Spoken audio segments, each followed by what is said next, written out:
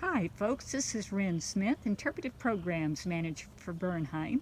And once again, I'm out here with one of our outstanding volunteer naturalists, Joe Rogers. And Joseph Rogers is going to share with us a little bit of fun stories about the red maple. And I'm anxious to hear what Joe has to say. So Joe, what is it about the red maple tree that attracts your attention, your thoughts and Curiosity, observation? whatever. Okay, Exactly. yes. Thank you for the great introduction, Wren. Here we are in the middle of October, a great October morning, and we're standing under one of this great, massive red maple, Acer rubrum. Now, Acer rubrum has yet to give us that great fall color. I think there's still plenty of time to come and visit, to look at this tree in its natural landscape.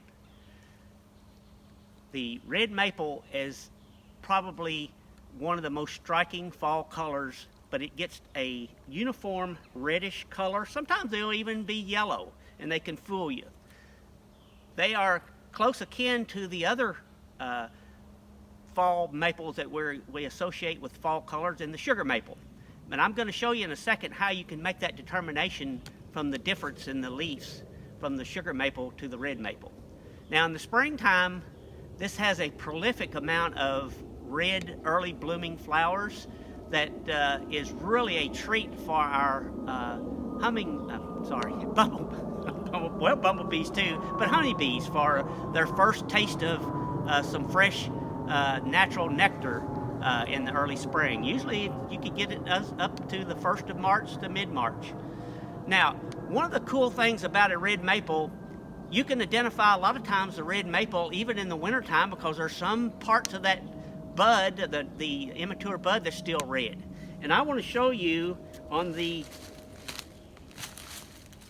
camera here. This is that deep burgundy red color of the red maple.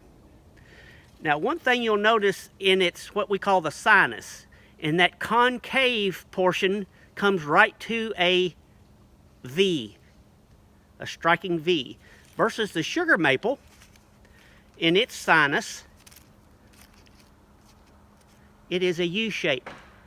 This is a sugar maple. It comes to a U shape in the bottom of the sinus, or the concave portion. Now, I mentioned about the red maple, and it's being able to identify that it has some red parts all the year around. If you'll notice, the petiole on the leaf has some burgundy or reddish cast. The dormant bud for next year's growth has some reddish cast. So you'll always, even if you'll notice in some that this year's growth, the stem has some burgundy or reddish cast. So those are a good way to identify the red maple during the dormant season. So folks ought to get out here in the next couple of weeks, you think, to enjoy them? Yes. You know, right now, this year is pretty unusual. Of course, 2020 has been quite unusual. That the colors started to show up. The color has always been there. It's that the chlorophyll now has started to dissipate.